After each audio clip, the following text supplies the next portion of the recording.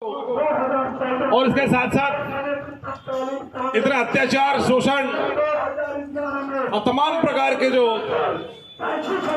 हमारे साथ जो होना चाहिए था वो होते आ रहा है। साथियों, आज हम लोग 75 साल होने के बाद भी नहीं जाग पाए। इस बारे में हमको बहुत सोचना है। आज यूनिफॉर्म सिविल कोड की बात करते हैं। यहाँ प्रधानमंत्री, इस देश के प्रधानमंत्री ने यूनिफॉर्म सिविल कोड लागू करने की बात करी है। क्या ऐसा हो सकता है संविधान को देखते हुए? आज हम भारत के संविधान की बात करते हैं तो भारत के संविधान में उन तमाम संस्कृतियों को भारी विविधता के साथ में इस देश में लोग बसते हैं। कई प्रकार की जातियां हैं, कई प्रकार के धर्म हैं, कई प्रकार के रीति रिवाज हैं। सब अपने अपने पुरखों के दिए कानूनों से चलते हैं, रीति रिवाजों से चलते हैं, परंपराओं से चलते हैं। क्या ये परंपराएं टूट जानी चाहिए? ये हम सबकी सोचना है। और जिस आइडेंटिटी के साथ इस कॉन्स्टिट्यूशन में हमको राइट्स मिले हैं उसका क्या होगा? ये सरकार क्या गूंगी बहरी है? क्या इनके अंदर मस्तिष्क नहीं है? सोचने समझने की समझता नहीं है कि जिस आइडेंटिटी के साथ में हमें राइट्स मिले हैं उन राइट्सों का क्या होगा? आज हम जानते हैं कि हम इस देश में हर प्रकार के जो परंपराएं हैं उसमें आदिवासियों की जो परंपरा है, रीति रिवाज है, रूढ़ी एवं प्रथा है, एक अलग पहचान है। और वही पहचान हमारी संविधान में दर्ज है और उसी पहचान के साथ साथ हमें एक अलग दर्जा दिया गया है अनुसूचित जनजाति का।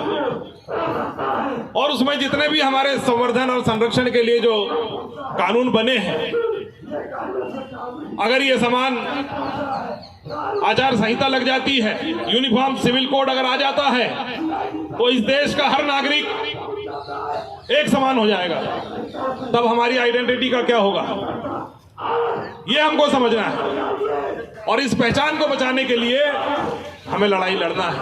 और आज हम यूसीसी का विरोध इसीलिए कर रहे हैं कि कहीं ना कहीं हमारी जो पहचान है, हमारे जो संविधान के अधिकार है, वो सरकारों के बहुत आड़े आ रहे हैं। जिस कारण से 5वीं अनुसूची देश में लागू है, 6वीं अनुसूची लागू है और आदिवासी ऐसे खजानों के ऊपर बैठे हुए हैं जिसमें तमाम प्रकार के खनिज हैं।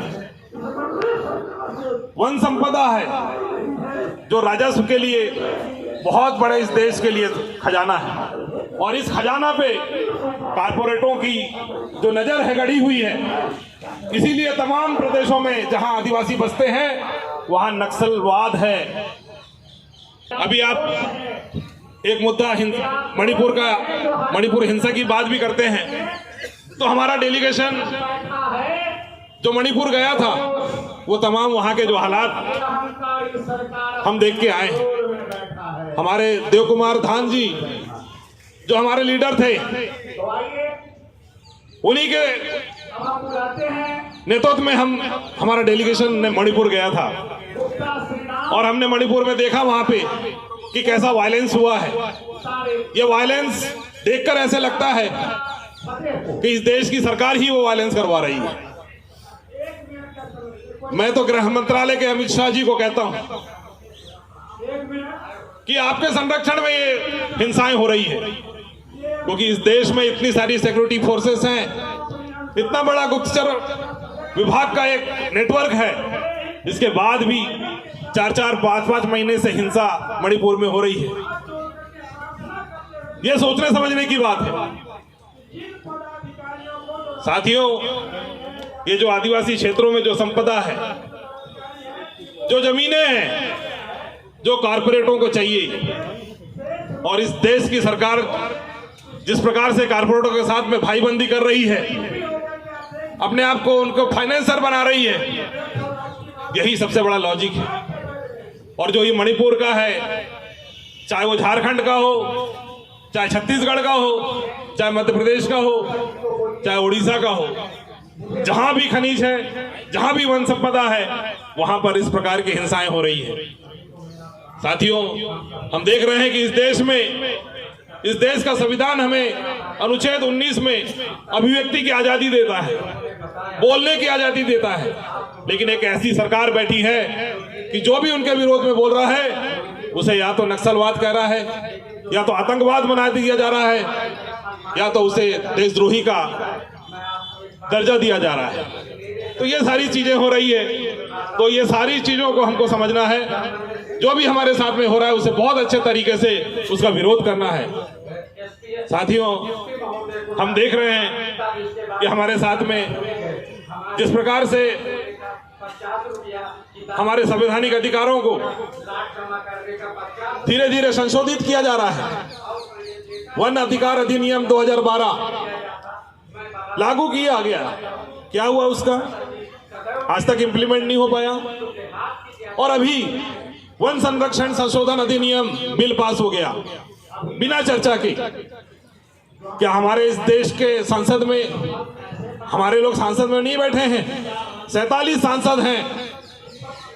क्या हो रहा है? कैसे लोगों को भेज रहे हैं हम लोग? ये सबसे बड़ी बात है। 47 सांसद है, एक का भी मुंह नहीं खुल रहा है। इस देश की राष्ट्रपति ब्रांडिंग करके बनाई गई है। सरकार बोलती है कि देखिए आदिवासियों को राष्ट्रपति का दर्जा दे दिया, राष्ट्रपति के लिए बैठा दिया गया। राज्यपाल बनाए गए हैं। मध्य प्रदेश के राज्यपाल भी हैं, आदिवासी हैं, गुजरात से हैं। मणिपुर जहां पे घटना हो रही है हमारी मध्य प्रदेश की है, वो भी आदिवासी महिला है जो वहां की राज्यपाल है।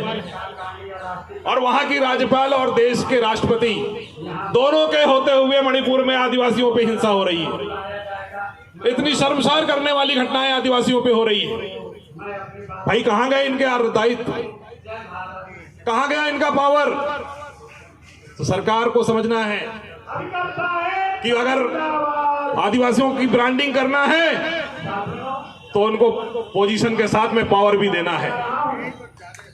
आज इस बात को गौरव से कहता हूं कि चलो इस देश की आदिवासी जो राष्ट्रपति है, किसी राज्यपाल को कहा जाता है कि इस देश का गौरव है जो आदिवासी राज्यपाल बना है, लेकिन जब उसी समाज के ऊपर इतना बड़ा अत्याचार अनाचार होता है उनके सामने, तब वो कहां हो जाते हैं? जबकि मणिपुर में इतनी बड़ी घटनाएं हुई, पूरे संसार में उसको शर्मसार किया गया, पूरा भारत देश का नाम एक नीचा हुआ है। आज आदिवासी समाज की राज्यपाल राष्ट्रपति होने के बाद भी ऐसी घटनाएं लगातार हो रही है। मध्य प्रदेश में देख लीजिए, पेशाब कांड, नेमावर की हत्या देख लीजिए, बहुत सारी घटनाएं लगातार होते आ रही है। तो मैं तो ये कहना चाह रहा था कि इतनी बड़ी जो घटनाएं देश में हुई है, ये जितने राज्यपाल बने हैं आदिवासी, अगर इनके प्रदेशों में होती है, अगर सरकार नहीं समझती है तो उन्हें इस्तीफा अपने जेब में रखना चाहिए। आज इस देश की अगर राष्ट्रपति इस्तीफा दे देती मणिपुर कांड में, तो देश के आदिवासियों का नाम मान सम्मान के साथ ऊंचा होता। लेकिन हमारे लोग भी पद की लोलुपता में डूबे हुए हैं, सरकार की गुलामी कर रहे हैं। तो ये सारी चीजों को भी समझना है। आने वाले समय में चुनाव होने जा रहे हैं, विधानसभा चुनाव होगा, लोकसभा चुनाव होगा। कैसे लोग भेजेंगे आप? ये जनजागृति हमारे अंदर आना चाहिए। आप किसी पार्टी के ब्रांडिंग किए हुए लोगों को आगे बढ़ाना चाहते हैं तो हमारे देश में ऐसा ही होगा। और अपने समाज का दुख दर्द समझने वाला, जो सामाजिक पाठशाला में पढ़ा हुआ व्यक्ति हो, ऐसे व्यक्तियों को नेतृत्व करने के लिए आगे भेजें। जब तक ऐसे दुख दर्द समझने वाले व्यक्तियों को विधानसभा और सांसद में नहीं भेजोगे, तब तक हमारे ऊपर अनाचार, अत्याचार, शोषण ऐसे ही चलते रहेगा। साथियों, वन संरक्षण अधिनियम संशोधन बिल जिस तरह से पास हुआ है, आप सोच लीजिए, इस देश की जल जंगल जमीन की लड़ाई लड़ने वाले बिरसा मुंडा जी उनके सपनों का क्या होगा? जगह जगह हम उनका नाम लेकर अपने अंदर आत्मविश्वास भरते हैं, प्रेरणा लेते हैं संघर्ष करने के लिए। कैसे उनका नाम आप ऊंचा रखोगे जब आपके हाथ से वन संपदा भी चली जाएगी? आज देश के आदिवासी वन के साथ में जुड़े हुए हैं। उनकी जीवन जीने की जो व्यवस्था है वो वनों पे टिकी हुई है, और जब वन से आप बहिष्कृत हो जाएंगे, जो ये संशोधन आया है इसमें ऐसे ऐसे राइट्स वन विभाग को दिए गए हैं कि कोई भी अगर जंगल के अंदर जाता है तो उन्हें बिना पूछे गोली मारने का आदेश दिया जाना है इस बिल से। जबकि हम अपने निस्तार के लिए पूरे जंगलों के साथ में जुड़े हुए हैं, और इस देश का मालिक हम अपने आप को कहते हैं।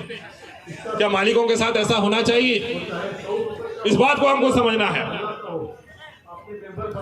साथियों, आज बड़ी विडंबना की बात है कि जो लड़ाई संसद में बैठे, विधानसभा में बैठे लोगों को करना चाहिए, वो लड़ाई हम लोग लड़ रहे हैं। ये हमको सोच के जाना है यहाँ से। आज भले ही हम यहाँ कम दिख रहे हैं, लेकिन एक मैसेज देने आए हुए हैं।